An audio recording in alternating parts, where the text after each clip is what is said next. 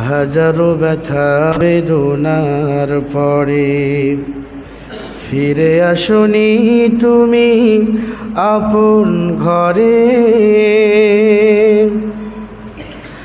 দিনের সৌরভ ছড়িয়ে দিতে চলে গেলে মদিনায় মক্কা ছেড়ে।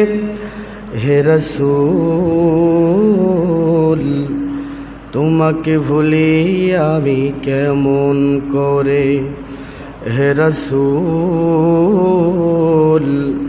তোমাকে ভুলি আমি কেমন করে।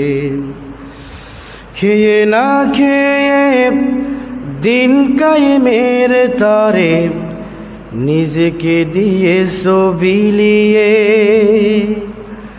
তাই ফের কাফেরেরা চিনল না সে আলো। দুষ্ট ছেলেদের পিছু দিলে লেলিয়ে পাথরের আঘাতে ক্ষত বিক্ষত হয়ে সারা শরীর থেকে রক্ত ঝরে। হে রাসূল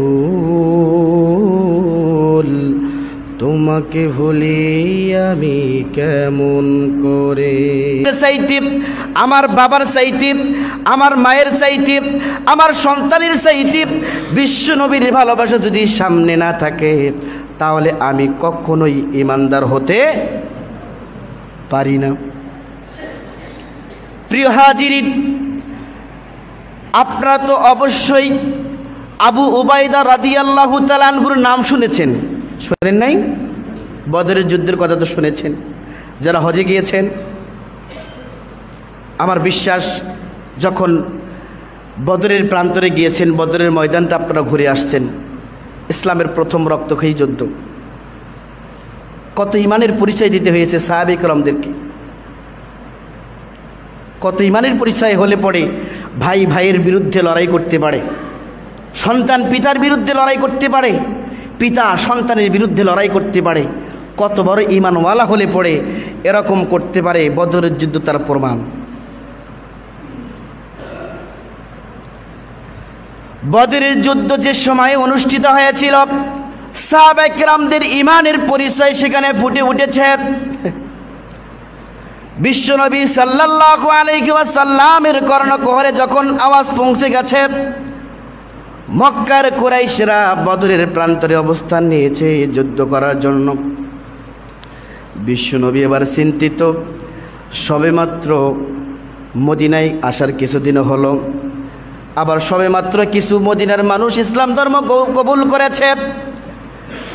আবার মক্কা থেকে যারা মদিনায় এসেছে তাদেরকে যুদ্ধ করতে হবে তাদের বাবার সঙ্গে, তাদের ভাইয়ের সঙ্গে, তাদের দাদার সঙ্গে। বিশ্বনবী অনেক চিন্তায় চিন্তিত, গাম্ভীর্য ভরা মন নিয়ে সাহাবায়ে কেরামদের সামনে উপস্থিত। সাহাবায়ে কেরাম বিশ্বনবী সাল্লাল্লাহু আলাইহি ওয়াসাল্লাম একবার ভাবছেন, না জানি মুসা আলাইহিস সালাতু ওয়াস সালামের উম্মতের মতো আমার উম্মতরাও বলে নাকি। কি বলেছিল মুসা নবীর উম্মতেরা? মুসা নবীর উম্মতেরা যখন মুসা আলাইহিস সালাতু ওয়াস সালাম যখন তার উম্মতদেরকে জিহাদের ঘোষণা দিল যে জিহাদে যাইতে হবে, মুসা নবীর উম্মতেরা পিস্টাল দিয়েছে। মুসা আলাইহিস সালাতু ওয়াস সালাম যখন বলেছে যুদ্ধে যাইতে হবে, যুদ্ধে গেলে আল্লাহ সন্তুষ্টি অর্জন করা যায়, এবার মুসা নবীর উম্মতেরা যা বলেছিল আল্লাহ কোরআনুল কারীমের ভিতরে তাই উঠিয়ে দিয়েছে। মুসা নবীর উম্মতেরা বলেছে, ইসহাব আনতা ওয়া রাব্বুকা ফাকাতিলা ইন্না হাহুনা কায়িদুন। যখন মুসা বলল, ও আমার উম্মতেরা দল চলো, জিহাদের ময়দানে আল্লাহর দ্বীন প্রতিষ্ঠা করার জন্য যাইতে হবে, প্রয়োজন হলে জীবন দিতে হবে, তখন তার উম্মতেরা বলল, ইযহাব আনতা ওয়া রাব্বুকা, ও মুসা তোমার জিহাদ করার যখন এত শখ হয়েছে যাও, তুমি যাও। ও রব্বুকা ইযহাব, তুমি যাও। ও আনতা ও রব্বুকা ইযহাব আনতা, তুমি যাও। ও রব্বুকা, সঙ্গে তোমার রবকে নিয়ে যাও। নাউজুবিল্লাহ বলি। ফাকাতিলা, এবং যুদ্ধ করো, মারো এবং মরো। ইন্না হাহুনা কায়িদুন, আমাদেরকে ডেকো না, আমরা ইন্না হাহুনা কয়দুন, এখানে দাঁড়িয়ে দাঁড়িয়ে তোমার জন্য দোয়া করব। নাউজুবিল্লাহ বলেন। ইন্না হাহুনা কয়দুন, তুমি এবং তোমার আল্লাহ যাও। ইযহাব আনতা ওয়া রাব্বুকা ফাকাতিলা, তুমি এবং তোমার আল্লাহ যা যুদ্ধ করো, আর আমরা এখানে থেকে দাঁড়িয়ে দাঁড়িয়ে জিকির করি। বিশ্বনবী ভাবছেন বদরের যুদ্ধ বাবার সঙ্গে করতে হবে, সন্তানের সঙ্গে করতে হবে, আমার সাহাবে কেরাম পাল্টি খেয়া যায় কিনা।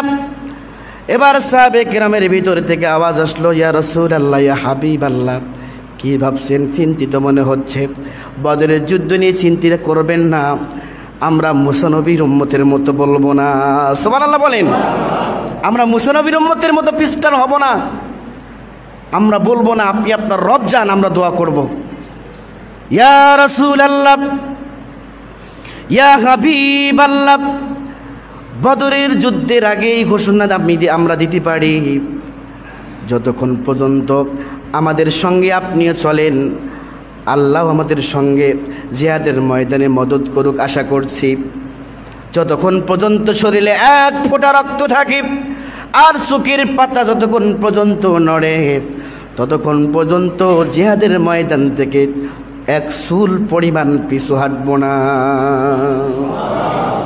আরো জোরে বলেন সুবহানাল্লাহ। কত বড় ইমানের অধিকারী! পিতার বিরুদ্ধে, বাবার বিরুদ্ধে যুদ্ধ করতে হবে, সন্তানের বিরুদ্ধে যুদ্ধ করতে হবে। প্রিয় হাজিরিন, মনে রাখতে হবে ইসলামের স্বার্থে যদি আমার বাবার বিরুদ্ধেও দাঁড়াইতে হয় তাই করতে হবে, তবেই না আপনি ইমানদার।